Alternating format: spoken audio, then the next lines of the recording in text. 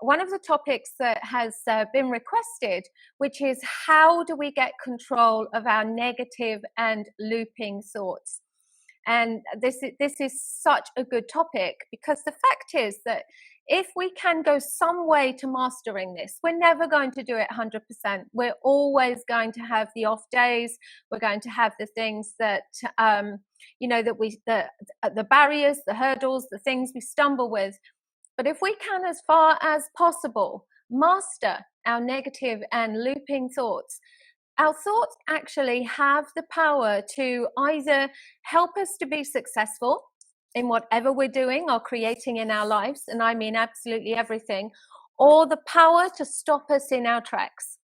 Okay, and that is the power of thought, because the fact is that absolutely everything, every result that you have in your life, every action you take, everything you do, everything you create starts with a thought. And how that thought develops affects the end result. Okay. Oh, hi Jamie. Can't believe Jamie's on. Hiya. That's nice. I've got Mark giving me all the comments so I can say hello to people, and I've got contact lenses in so I can see without having glasses in. That's another story, getting my contact lenses in. But anyway, nothing to do. Yeah, looping thoughts there. I can't wear contact lenses because I struggle to get them in, so most of the time I don't wear them. There's a looping thought for you.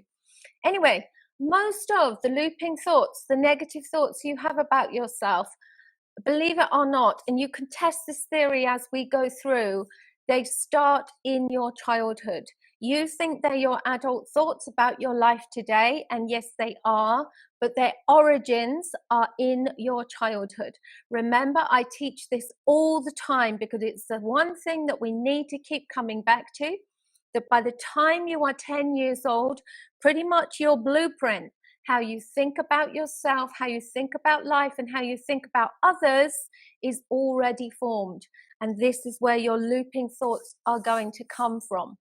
So whether you are in an abusive child, if you have an abusive childhood or not, even if you don't, you are always going to have those situations, those scenarios, even outside your home, because you can't control what people outside your home are doing. The people you associate with, they have different upbringings to you. You don't know what they're going to say and do, and those things affect you as a child. But if you are in an abusive situation as a child, you are very frequently going to be totally immersed in negativity. And we all know that that negativity leads to all these feelings of number one, you're terrified. Let's take the worst of it. You can be terrified, you feel stuck, you're vulnerable, you're powerless, you have no choice, you have no voice. And then leading on from that, it leads to things like, again, on the worst end of the scale, where sexual and emotional abuse are kind of very persistent and a very significant part of your childhood. They lead to you feeling unlovable, unwanted, just as if you're in the way, and as if you really are, you're nothing. Absolutely nothing. Just like people talk about feeling as if they're absolute garbage, and people talk about situations where the pets, where the dogs were treated better than they were. And what this does as a child, when you're experiencing these things, you have nowhere to go with it. So it leaves you feeling, I'm powerless and I can't do anything about it. And you get thoughts from that like, I wish I was bigger. If only I could do more. If only I could leave. If only I could tell someone. And that is damaging enough in itself. But here is the tagline that leads to the looping thoughts later on.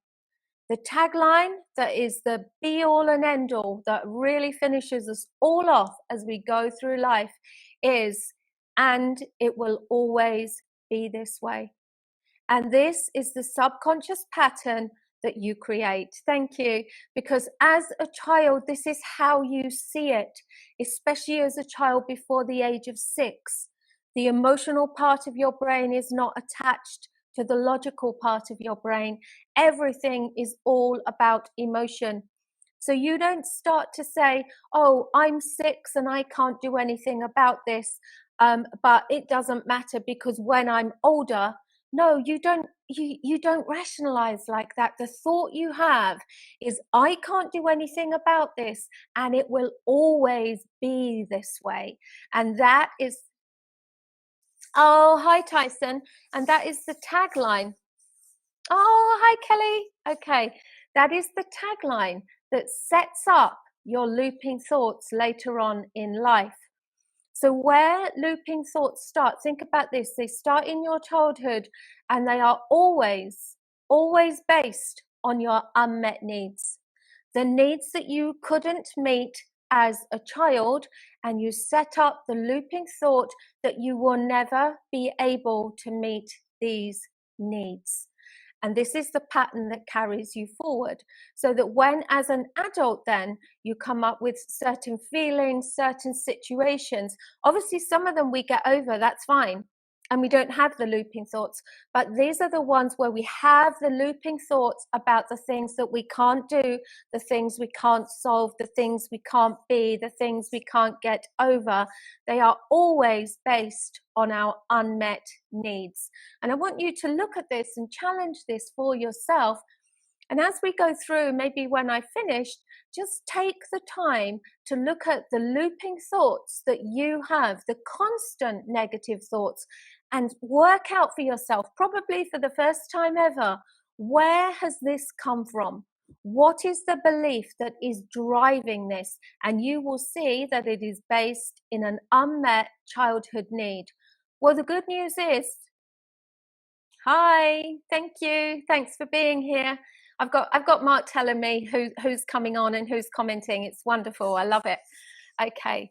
So yeah, so you're looking at these things. So have a look at these thoughts, these looping thoughts that you've got. Have a look at the origin and what are you telling yourself that is no longer true. This is the whole point. These are your thoughts that you created in your childhood that you have carried forward into your adult life. You are not a child anymore. If you didn't have power, you now have power. If you were vulnerable, you're not anymore. You're safe. And it's up to you to create safety for yourself.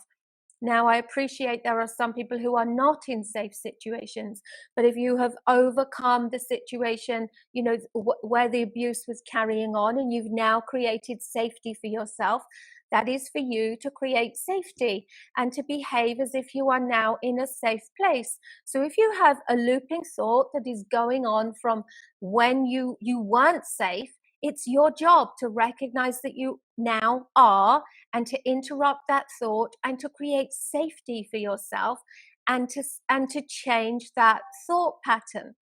So recognizing and taking control of your looping thoughts is all about understanding where have they come from, what do they relate to, and what has changed, what is different, who am I now, what can I do?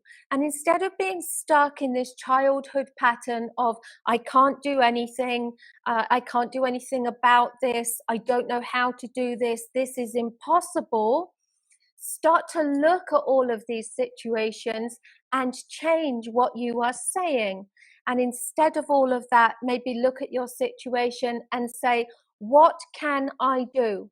Now that I'm an adult and I have power, I have a voice, I have people I can talk to, I have people I can ask. Don't focus on the things you don't have. Some people will get stuck in, oh, I can't do that because I don't have any money. Okay, but there are other things you can do, and you can even turn that round and say, how do I create the money that I need to do this? Honestly, I can tell you that everything you need to be, do, and have whatever you want is already within you. And the only thing that will stop you doing anything is how you think about it. And it's these looping negative thoughts that are in the way, and it is breaking those and turning that thought process into a different thought process that makes the difference. And really, what they've discovered is that between the hugely successful people in the world and the rest of us, the difference is the way they think about things, like refusing to see themselves as other than hugely successful, as capable, as powerful, as having courage. They just don't allow any of that in. And again, it's very easy to kind of look at these people and say, oh, it's okay for you. But let's have a look. Is she? Oh, that's nice. Let's have a look at some of the top the top minds in the world in terms of personal development and the kind of thing that we're talking about here. Tony Robbins. Have a look at Tony Robbins. He fills stages around the world with 20,000 people at a time. Tony Robbins, his father was an alcoholic. As a family, they survived by the neighbors coming and giving them food. And as soon as he could, he escaped his home, determined to do something for his family because of the way his father was. And he found a way. He said, how am I going to do this? He was nothing. He was no one. This is his story. He tells this. He didn't know anything. All he knew was that he had to change things. He didn't know how. He just knew that he had to. And it's, you know, when you look at the world of personal development and the world's thought leaders, so many of them have these stories in their background. They are overcomers. They are people who do not allow the negativity to hold them back. The other one that's an absolute classic example is Oprah Winfrey. Hi, thank you. Thanks for joining us. Oprah Winfrey, look at her story. How she, you know, she's a black woman, and her mother was a black single mother. They brought up in abject poverty, and her mum worked various jobs just to put food on the table. And all Oprah knew when she left home, you know, she was loved, she was supported, she was cared for, but she was absolutely poverty stricken. And all she knew was that she had to change this for herself. She didn't know how, she didn't know who. She just knew that that was what she was going to do. And that is the power of taking control of your looping thoughts. How different would Tony Robbins have been if he had looked at his situation and said, oh, my life's complete crap, it's absolute shit, no one cares about me, I'll never be anyone, I'll never get anywhere. But he didn't do that. But although there must have been a lot of that fed into him, looking at his life and what would have come from his father and the role model that he had, but he took that. He took that and he broke that cycle and totally changed all of those thoughts that would have held him back. And Oprah did exactly the same thing. So I'm just going to look here and just make sure that I've not missed anything. Yeah, so one thing I wanted to say to you about these thoughts, you have to remember that because these looping and negative thoughts have come from your childhood, they are not true now. They have nothing to do with who you are now. You're not in that same situation. You're not that same person. You are very, very different. Life is very different for you now. So those thoughts that come up are not true unless you allow them to be. It's up to you to allow them to not be true and to change them for something that suits who you are today, the life you want to live, and what you want to do. Because the fact is, you can't control anything outside of yourself. You know, you have no control even over what the person next to you does, says, how they react, or anything. The one thing in life that you can control and master, if you choose to, is your thoughts. Think about that. That's the one thing. And it is the most powerful thing. And remember what I keep going back to, so many of my trainings all link together. The power of the mind, where the mind responds to the words and images that you feed it. So if you're buying into this old story, this old blueprint, this pattern of I can't, I wish I was, there's no way, I don't know how, if you create that for your mind and start to tell your mind, I can't do this, I can't do this, I can't do this, that's what your mind responds to. And your mind then sets up so you've got your thought, and your mind then sets up your response and your actions based on you telling it that you can't do it. So the result you get is going to be no result or a bad one. Now you can see this for yourself logically. So if you've got a situation, no matter what it is, and you're telling yourself you can't do it, you're feeding yourself words and images to support that, and your mind thinks that's what you want, okay, and supports you in that and gives you a certain result. Now let's turn that round. The same scenario comes up, and it might be difficult, it might be hard. I'm not saying that this is going to be easy. I'm not saying that overcoming your hurdles and barriers is easy, but they're not easy for anyone. But instead of saying, I can't, or there's no way, or that's not possible, if you start to look at it and you just ask your mind the question, how can I? How shall I do that? What's going to help me? Who's going to help me? Who can I ask? Who can support me? How shall I do this? How shall I make sure I do this? Your mind, you will find just in asking it that question, your mind fires off a completely different response and starts to find answers to support the question, because you asked it a question, how? How can I do this? And suddenly you've triggered your mind. Your mind starts to understand this is what you want to do. You're seeking information, and your mind starts to support you in seeking the information and getting the result that you want.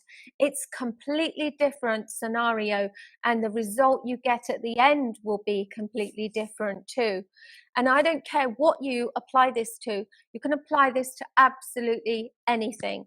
This is just human psychology. It's the science of the brain. It's the way the mind works. Your mind will work to give you what it thinks you want based on the words and images that you feed it.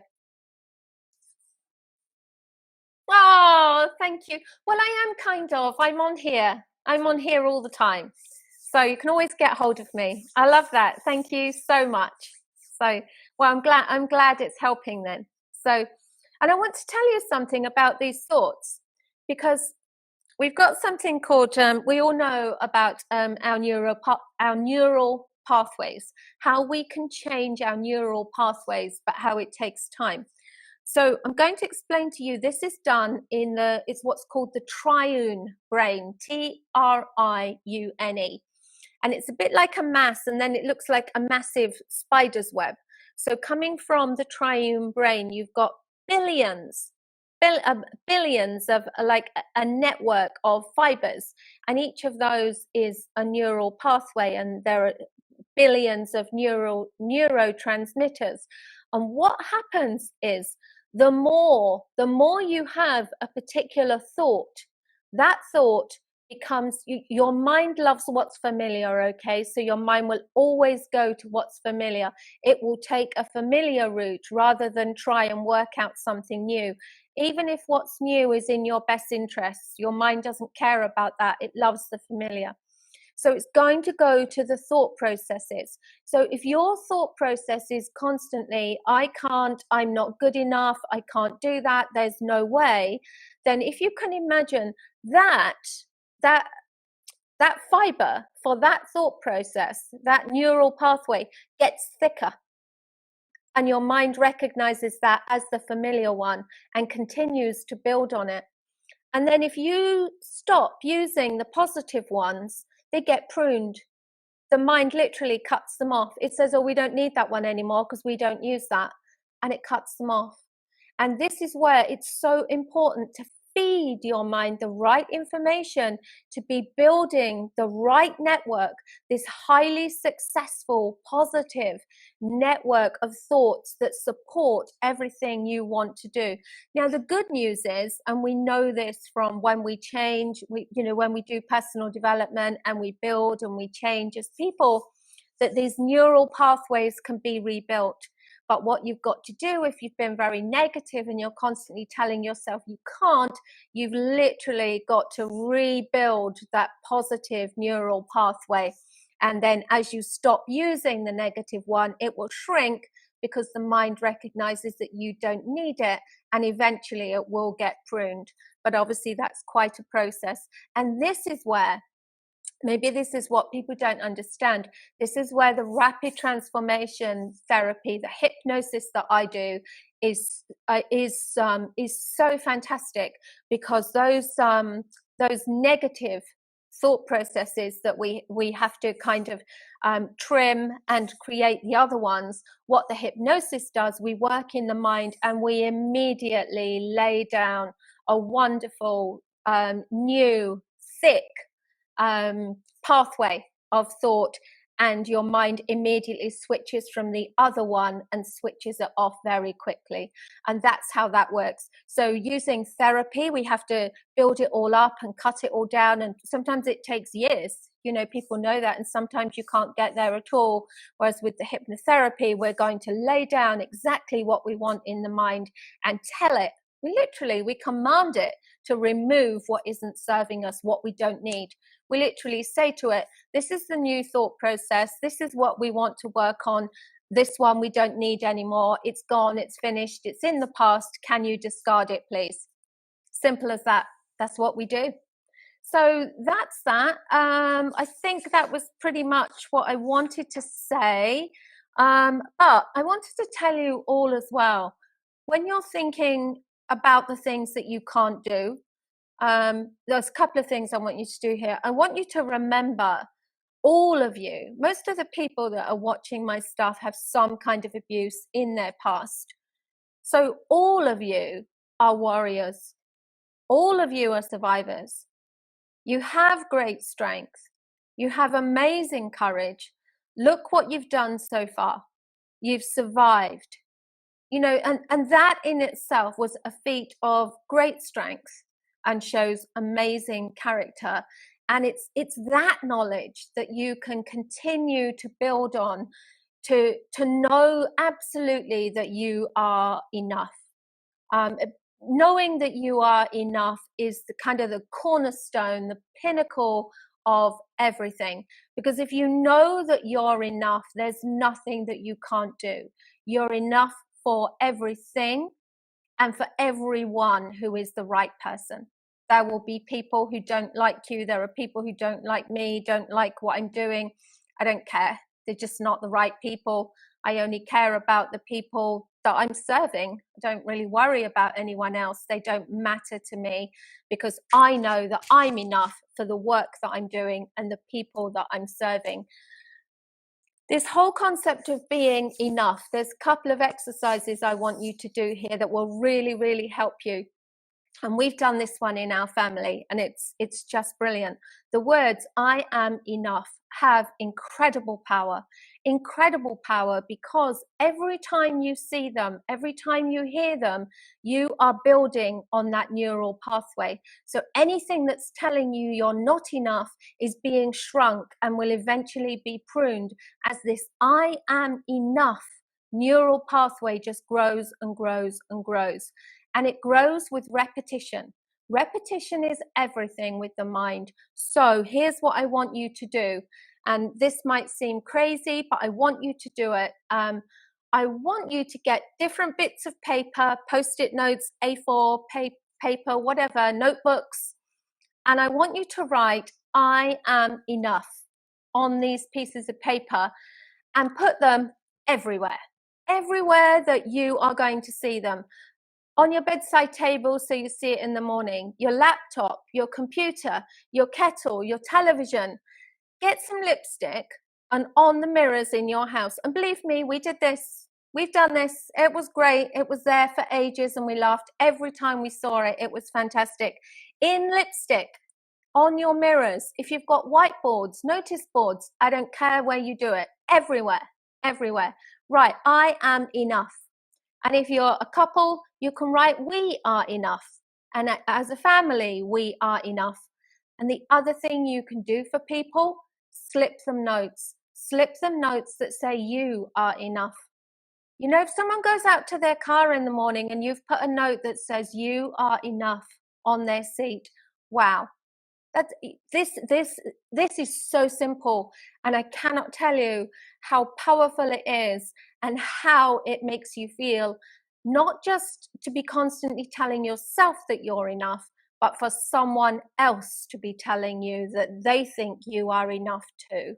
Very powerful exercise. Please do it. Let me know how you get on. I love that exercise. A bit of a bonus. That's something I normally share with clients who are working with me, but I love it as an exercise, and I think it's worth sharing with everyone. The other one I want you to do is to please take a note of your looping and negative thoughts. So journal these. By that I mean, when you have them, catch yourself, write the thought down, or just sit down and do this exercise and think about the looping thoughts you have. What is going round and round in your head?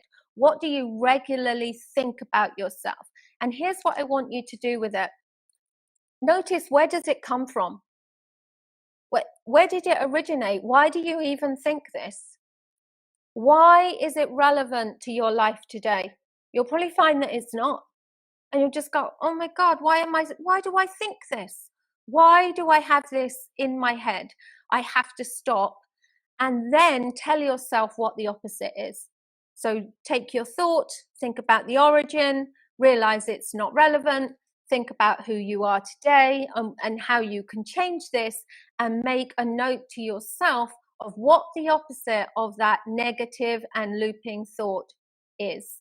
And if you can take everything I've shared here and think about these points, you know, it's really simple, but it's not easy. That's the thing.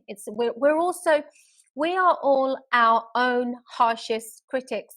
No one will ever, well, unless they're a narcissist or involved in some very heavy emotional abuse, no one is going to be as critical of you as you are of yourself. And I'm sure we all recognize that. So do yourself a favor, do the I am enough, have fun with it with your family, share it with each other, and do the journal. And yeah, let me know what you come up with, how you get over it. If you have any problems with any of them, don't know how to get around it or what to do or how to do it for yourself, yeah, just message me or drop me a line in here and I'll help you with it. I just want you, this is so powerful. It can be the first step to really changing what you're doing in your life and how you see yourself. And I would love to help you master this tool, this technique, this skill. It just requires focus and it requires patience. And I don't think you need to know anything other than what I've just told you to be able to take control of, to be able to take hold of this, understand it, and try to make these changes in your life.